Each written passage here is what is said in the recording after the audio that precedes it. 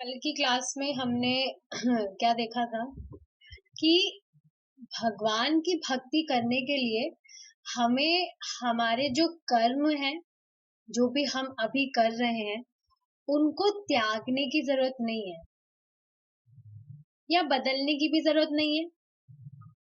बस जो भी काम हम कर रहे हैं, उसके पीछे की जो भावना है, जो इंटेंशन है,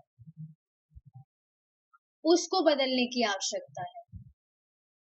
बाकी जो भी हम काम कर रहे हैं, उसको बदलने की जरूरत नहीं है। ठीक है, आगे देखेंगे हम। और हमने ये भी देखा था कि ये जो भावना है, ये भावना लाने के लिए कि जो भी हम काम करें, उसे हम कृष्ण उस काम को हम कृष्ण को केंद्र में रखते हुए कैसे करें, ये भावना को बदलने के लिए ज्ञान की आवश्यकता है। और वह ज्ञान क्या है? यह जानना कि मैं कृष्ण का अंश हूँ, उनकी पराशक्ति हूँ। पराशक्ति जितने भी जीव हैं, वो भगवान की पराशक्ति है। यही वास्तविक ज्ञान है। देखिए, ये चीज हमारा डिस्कशन चल रहा था कि जो भी जितने भी वेद है, जितने भी शास्त्र है, सभी का जो सार है वो क्या है कि हम हमारा संबंध भगवान से जान सके, कि हमारा भगवान से संबंध क्या है, ये जान सके हम। यही वास्तविक ज्ञान। वेद भी तो ज्ञान है, और उनसे वेदों से वास्तविक ज्ञान हमें क्या प्राप्त होता है कि हमारा भगवान से क्या संबंध है और उस संबंध को कैसे जागृत किया जाए। सापेक्ष ज्ञान एक यंत्र की मरम्मत करना तो सिखा सकता है, किंतु वास्तविक ज्ञान श्री कृष्ण के अंशभूत होने की स्थिति को जानना है। यस, देखिए, सापेक्ष ज्ञान क्या होता है? वह ज्ञान हमने देखिए कल की क्लास में पढ़ा था, भक्ति वृक्ष की रिवीजन जो चल रहा है, उसमें हमने देखा था प्रमाण। 3 तरह के प्रमाण हमने देखे थे। उसमें से एक था अनुभव प्रमाण। क्या था वो? उसमें हमने एक एग्जाम्पल देखा था कि 6 अंधे व्यक्ति थे, वो हाथी को अलग अलग जगह से स्पर्श कर रहे थे और खुद अपना अनुभव नहीं था, अनुमान था। तो वो खुद अनुमान लगा रहे थे। अनुमान मतलब अंदाजा लगा रहे थे कि ये दीवार है, ये सांप है, या ये भाला है, आदि इत्यादि। ऐसे वो अनुमान लगा रहे थे। तो देखिए, ये जो ज्ञान है, ये हमें बता तो सकता है कि हाँ, किसी चीज को कैसे ठीक किया जाए, किंतु वास्तविक ज्ञान श्री कृष्ण के अंशभूत होने की स्थिति को जानना है। इसका अर्थ क्या है कि हम कृष्ण के अंश है। ये ज्ञान, ये वास्तविक ज्ञान जिसने जान लिया, वह क्या है? ज्ञानी है। देखिए, हम ये चीज सुन रहे हैं तो हमें लग रहा है कि ये तो बहुत छोटी सी बात है कि हम तो भगवान के अंश हैं, और अगर ये ज्ञान किसी को प्राप्त हो गया तो इसमें बड़ी बात क्या है? बहुत बड़ी बात है। हर कोई व्यक्ति ये स्वीकार नहीं कर पाता है कि कृष्ण भगवान है और हम कृष्ण के अंश हैं। तो ये कोई ऐसा नहीं है, छोटा मोटा ज्ञान है ये। प्रभु जी एक चीज बता रहे थे कि भक्त क्या है? भक्ति करते हैं, डेली भक्ति करते हैं, डेली शास्त्र सुनते हैं। इस वजह से वो ये नहीं समझ पाते हैं कि वो कितने ज्यादा भाग्यशाली है, क्योंकि उनके लिए तो नॉर्मल चीज है भक्ति करना। हाँ, हम भक्ति कर रहे हैं, तो अपने भाग्य को वो भाग्य के बारे में विचार नहीं कर पाते, कितने भाग्यशाली है कि उन्हें भक्ति करने का अवसर दिया जा रहा है। तो ये एक तरह से कटाक्ष भी है, क्योंकि हम काफी सारी चीजों को आसानी से ले लेते हैं। मतलब कोई बड़ी चीज भी है तो हम उसको बहुत छोटा मान के नेग्लेक्ट कर देते हैं। इस चीज को समझना चाहिए कि भगवान के लिए हम जो भी काम कर रहे हैं, दिखने में वो छोटा हो सकता है, पर वो बहुत प्रभावशाली होता है। वो काम आध्यात्मिक हो जाता है, शाश्वत हो जाता है वो काम। जो भी हम भगवान के लिए करते हैं, तो कोई छोटी चीज नहीं होती वो। हम श्री कृष्ण के अंश हैं, इसलिए हमारा सुख जो भी आंशिक है वह परम पूर्ण पर अवलंबित है। अवलंबित मतलब आश्रित है, डिपेंडेंट है। ये चीज सबको पता है कि कृष्ण से अलग कुछ भी नहीं है। सभी कारणों के कारण कृष्ण है, उनसे अलग कुछ भी नहीं है। सभी उन पर आश्रित है, कोई भी उनसे अलग होके, ऐसी कोई चीज नहीं है जो उनसे अलग होके हो रही हो। वह परम पूर्ण पर अवलंबित है। तो ये चीज समझनी चाहिए कि जो भी हम सुख सुविधा जो भी हम प्राप्त कर रहे हैं, वो हमें स्वयं भगवान से ही प्राप्त हो रही है। इस चीज का हमेशा ध्यान रखना चाहिए हमें। खुद हमें प्रभुत्ता नहीं जमानी चाहिए किसी भी चीज पे। कुछ भी हम काम कर रहे हैं, वी शुड बी कॉन्शियस कि ये कृष्ण से हमें प्राप्त हुई है। उदाहरण के लिए, अच्छा, एक चीज क्या है, अभी इसमें क्या बताया जा रहा है कि सारी चीजें भगवान पर आश्रित है, उनसे अलग कुछ नहीं है। उदाहरण के लिए, मेरे हाथों को तब तक सुख मिल सकता है जब तक वह मेरे शरीर की सेवा कर रहा है। तो अब देखिए, हम जब हाथों से खाना खा रहे हैं, या हमारे ही हाथों से जब हम हमारे शरीर की सेवा कर रहे हैं, तब तक ही वो हमें सुख दे सकता है। अब आप सोचिए, हमारा कोई हाथ है, कोई दूसरा व्यक्ति पकड़ रखा है, और वो हमारे हाथ से खुद को खाना खिलवा रहा है, या खुद हमारे हाथ से खुद सफाई करवा रहा है, तो क्या हमें उससे सुख मिलेगा? अगर वही हाथ हमारे काम में आ रहा है, हमारे शरीर की सेवा कर रहा है, तो हमें सुख मिल सकता है। जैसे इसमें फोटो दिखाया हुआ है, हम हमारे हाथ से स्नान करते हैं, खाना खाते हैं, सफाई वगैरह करते हैं, तो ये हमारे लिए हम काम कर रहे हैं, तब हमें सुख मिल रहा है। देखिए, यहाँ पे ये चीज समझने वाली है, जो एग्जाम्पल मैंने दिया है उस चीज की बात हो रही है। ये बात नहीं हो रही है कि अगर हम किसी व्यक्ति की सेवा करते हैं तो उसमें हमें सुख नहीं मिलता, वो बात नहीं हो रही है। जीव का तो स्वरूप ही है सेवा करना, सेवा करके ही वो संतुष्ट हो सकता है। लेकिन यहाँ पे दूसरी तरीके से बात समझाई जा रही है कि जो हमारा हाथ है, अगर हम खुद के लिए, हाथ की बात हो रही है, हमारा हाथ हम खुद की सेवा के लिए काम में ले रहे तो हमें सुख मिल सकता है। यही हाथ हमारा कोई पकड़ के खुद के काम करवा रहा है, तो उसमें हमें सुख नहीं मिल सकता। उसे दूसरे के शरीर की सेवा करने से सुख नहीं मिलता है, क्योंकि हम कृष्ण के अंश हैं। अतः कृष्ण की सेवा करने से ही हमें सुख मिल सकता है।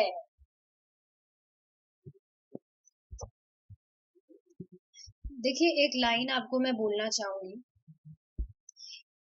If you will try to satisfy the senses of Krishna through your senses, you will definitely get satisfied.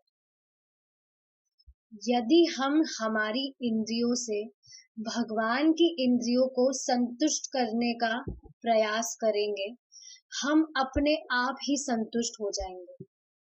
कुछ भी एक्स्ट्रा चीज करने की जरूरत नहीं है। लेकिन त्रुटि कहाँ हो रही है?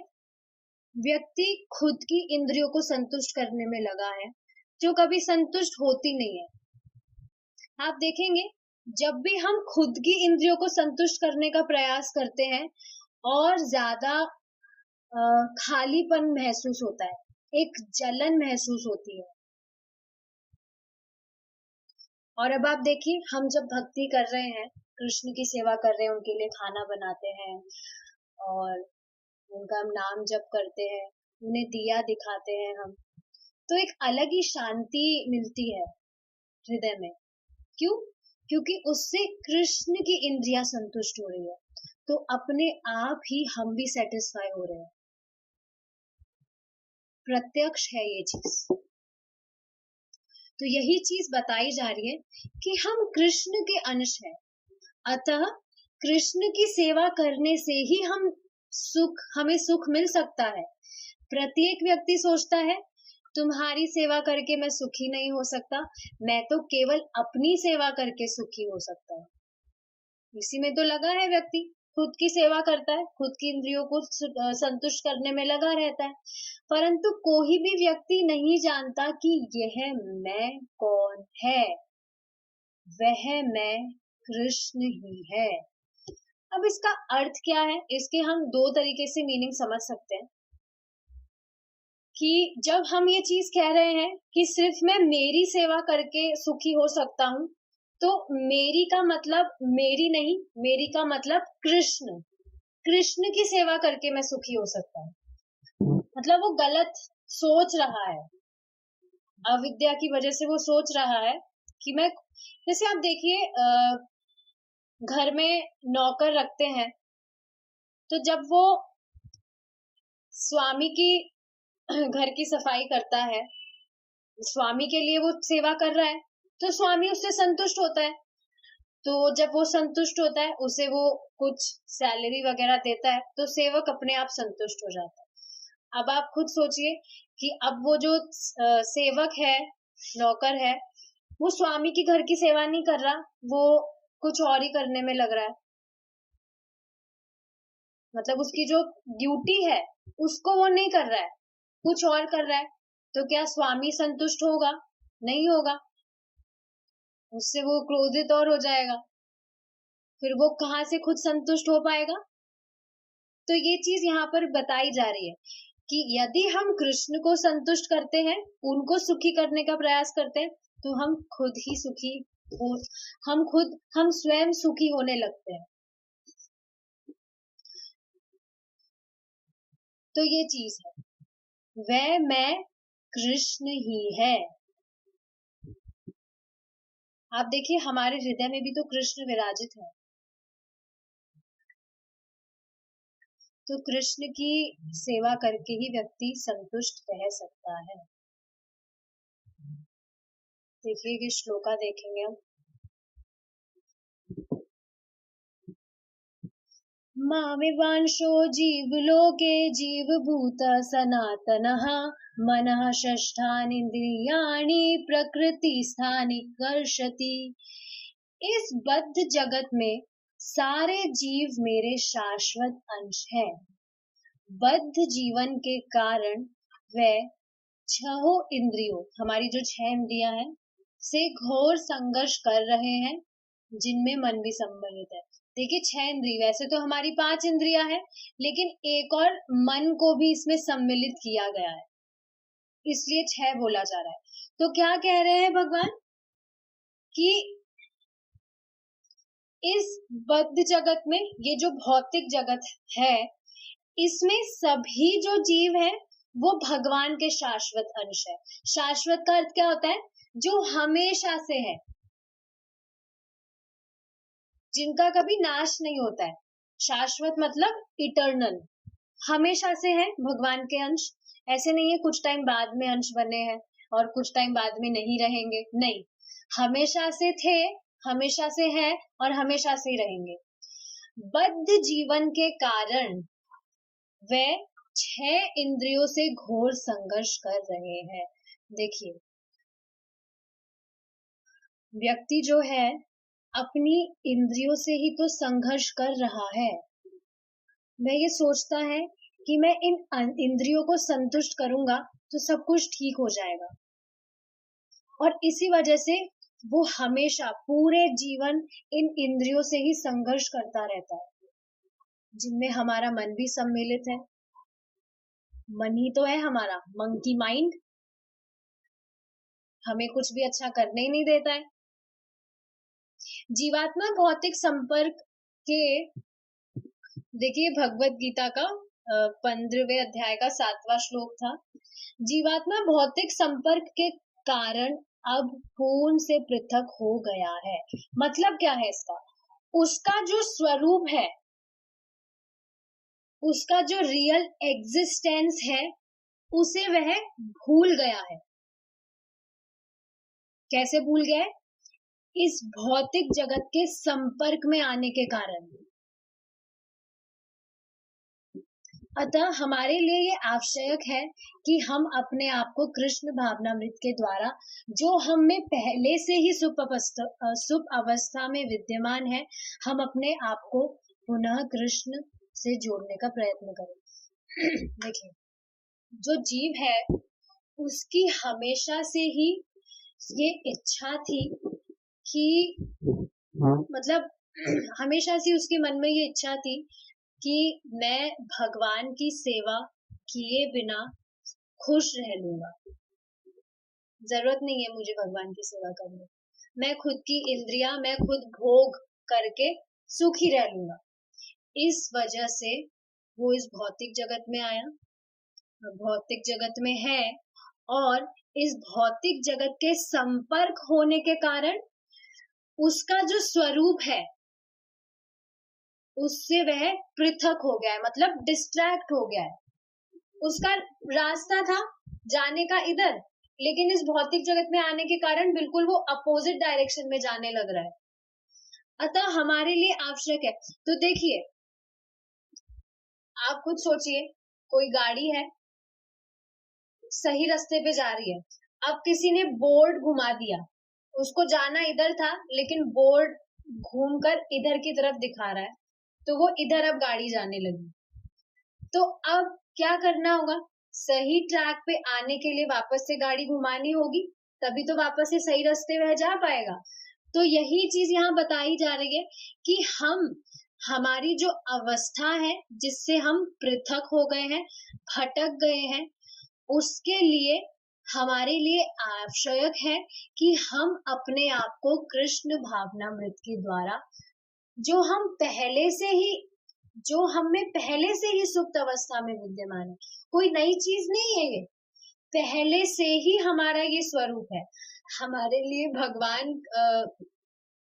भगवान के लिए जो प्रेम है हृदय में, वो पहले से ही विद्यमान है, बस वो सुप्त हो गया है, उसकी जो अवस्था है सो गई है वो। तो उसे जागृत करने के लिए, ये जागृत करने का एकमात्र जो साधन है वो है कृष्ण भावनामृत होना। हम अपने आप को पुनः कृष्ण से जोड़ने का प्रयत्न करें। हम कृत्रिम रूप से श्री कृष्ण को भूलने का और स्वतंत्र जीवन व्यतीत करने का प्रयास कर रहे हैं, पर यह असंभव है, यह संभव नहीं है।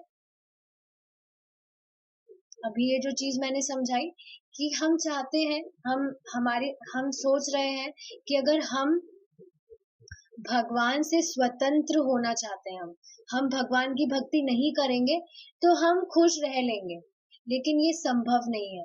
जैसे जो मछली है वो हमेशा जल में सुखी रहती है, अगर आप उसे जल से निकाल के किसी बढ़िया फ्रूट जूस में डाल देंगे, मट्ठे में डाल देंगे, तो वो खुश नहीं रह सकती, मर जाएगी बेचारी।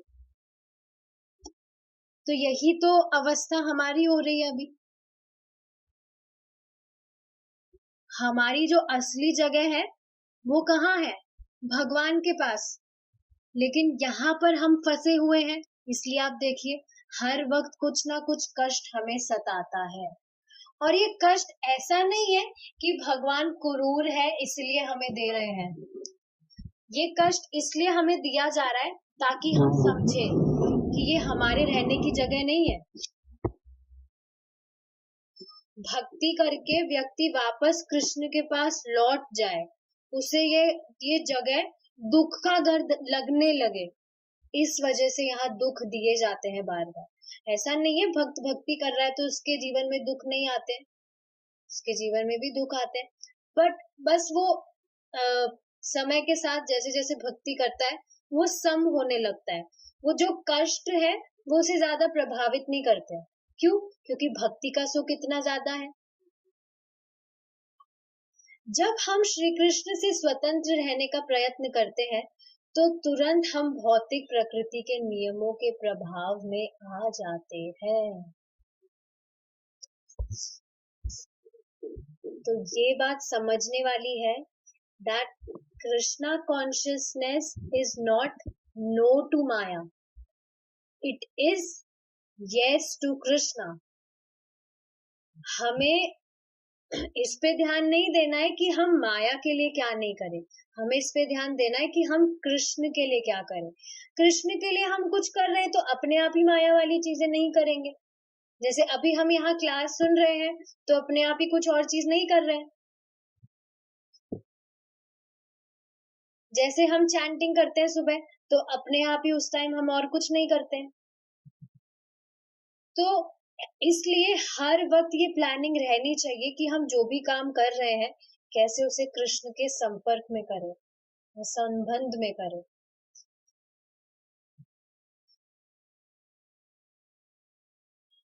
और आप देखिए ना, जो भी भौतिक चीजों में पड़ा हुआ है वो ही है जो भक्ति नहीं कर रहा है, भक्ति नहीं करना चाह रहा है। और आप देखेंगे हर वक्त वो परेशान ही है। आप खुद देखिए, जो व्यक्ति भक्ति नहीं कर रहा है कितना फ्रस्ट्रेटेड रहता है वो हर वक्त।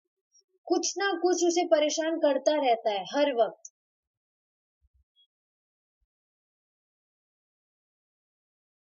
इधर उधर की चीजों में वो सुख ढूंढने का प्रयास करता है, पर क्या असल में वो सुख है? असल में तो वो सुख है ही नहीं। वो सिर्फ एक दिखावा है। दिखावा इन सेंस कि आर्टिफिशियल है, वो सुख नहीं है, वो छलावा है, छलावा। यदि कोई मनुष्य यह सोचता है कि वह श्री कृष्ण से स्वतंत्र है तो वह कृष्ण ही माया शक्ति के प्रभाव में आ जाता है।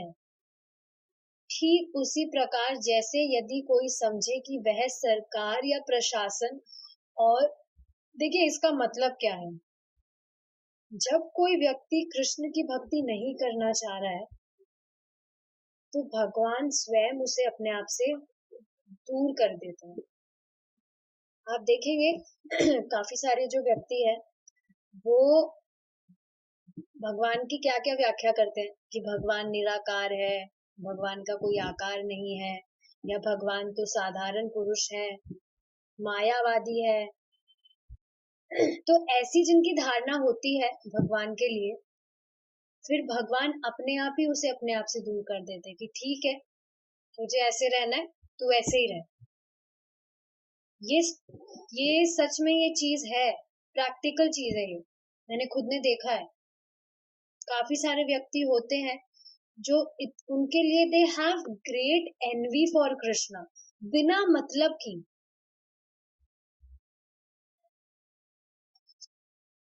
एक माता जी हैं, वो बता रही थी कि उनके ही घर वाले हैं, मतलब ससुराल वाले, तो वो घर में कृष्णा का डीटी रखने नहीं देते, कृष्णा का फोटो भी नहीं रखने देते।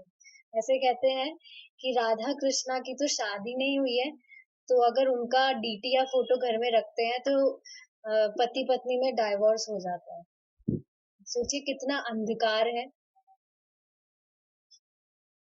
कुछ भी लोग कहते हैं, कुछ भी बोलते हैं।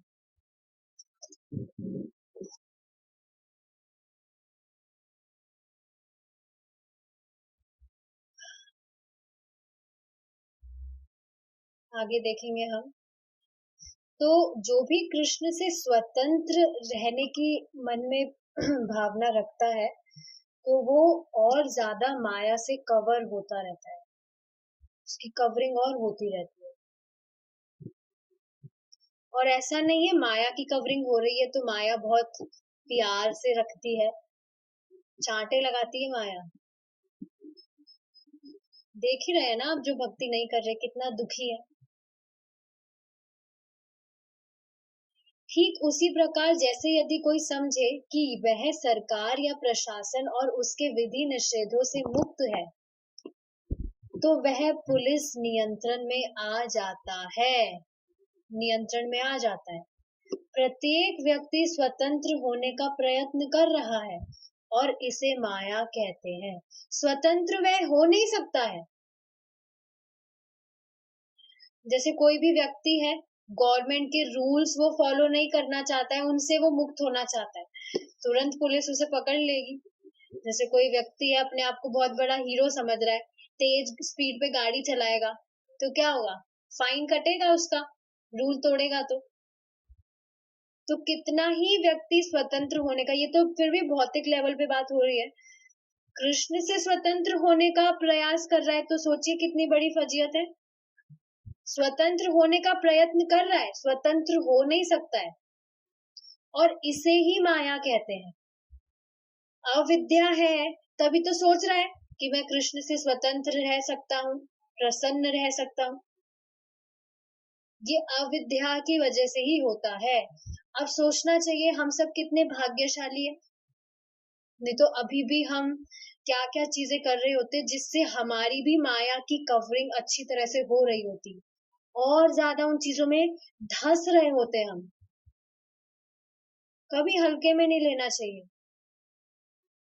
व्यक्तिगत रूप से, सांप्रदायिक रूप में, सामाजिक रूप में, राष्ट्रीय रूप से अथवा सार्वजनिक रूप से स्वतंत्र होना संभव नहीं है। अब ये देखिए, भौतिकता वाली चीजें आ रही है, उसमें ही व्यक्ति इंडिपेंडेंट नहीं हो सकता है, तो भगवान से इंडिपेंडेंट होने का तो कहाँ ही बात आती है। भगवान से स्वतंत्र तो कुछ है भी तो नहीं। आप देखिए, कुछ भी ऐसी चीज है जो भगवान से अलग है।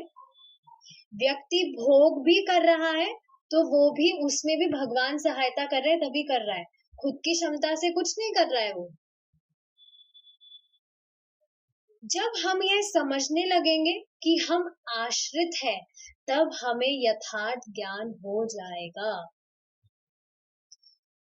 आज अनेक लोग संसार में शांति के लिए प्रयत्नशील है, किंतु उन्हें शांति के सिद्धांत का प्रयोग करना नहीं आता।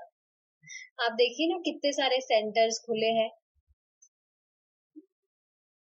ये करिए, आप ये थेरेपी करिए, वो थेरेपी करिए, ये शांति मिलेगी, वो शांति मिलेगी। हाँ, हमारे जो शरीर है, स्थूल शरीर के लेवल पर तक वो चीज हो सकती है, पर जो आंतरिक शांति है वो इन सब चीजों से नहीं मिल सकती है। आप खुद सोचिए ना, कृष्णा को सरेंडर करके, कृष्णा की शरण में जाके कितना मुक्त फील करते हैं हम। पहले कितना बोझा हमने सिर में लिया हुआ था बिना मतलब की चीजों का, और अब बिल्कुल हल्का फील नहीं होता है कि हाँ, हमें कुछ टेंशन नहीं है, जो है भगवान संभाल लेंगे, बैठे हैं ना, हमें क्यों टेंशन लेनी है। कितना बोझा हल्का हो गया है। लिटरली पहले के दिन याद आते हैं, कितना बिना बिना मतलब की बातों पे परेशान होते थे, और अब देखिए, किसी बात की टेंशन नहीं।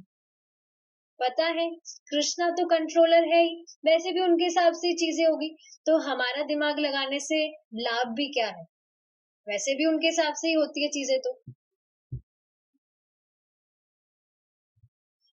संयुक्त राष्ट्र संघ अनेक वर्षों से शांति के लिए यत्न कर रहा है, किंतु युद्ध अब भी हो रहे हैं। देख रहे हैं ना, और ये सब चीजें तो बढ़ती चलती जा रही है। देखिए, आप खुद के सगे संबंधियों में कैसे द्वेष करते हैं आपस में लोग, वो भी भौतिक वस्तुओं के लिए, जो कुछ क्षण के लिए यहाँ है। ऐसा क्यों है? क्योंकि खुद को शरीर समझ रहे हैं, खुद को प्रभु समझ रहे हैं कि हम हैं उसके स्वामी, हम भोगेंगे। देखिए, कुछ भी अगर लड़ाई का कारण है, वाद विवाद का कुछ भी कारण है, आप स्पष्ट देखिए, किसी भी व्यक्ति की इंद्रिय तृप्ति में वो बाधा बन रहा है, तभी वो द्वेष का कारण बनता है। भगवान की भक्ति में तो इंद्रिय तृप्ति तो कुछ होती नहीं है, शांति ही शांति है, सुख मिलता है हमें। तो आगे अब ये देखिए जो श्लोक है, we will discuss it tomorrow, हमारा टाइम पूरा हो गया है। Thank you so much for joining, we will meet tomorrow. Hare Krishna.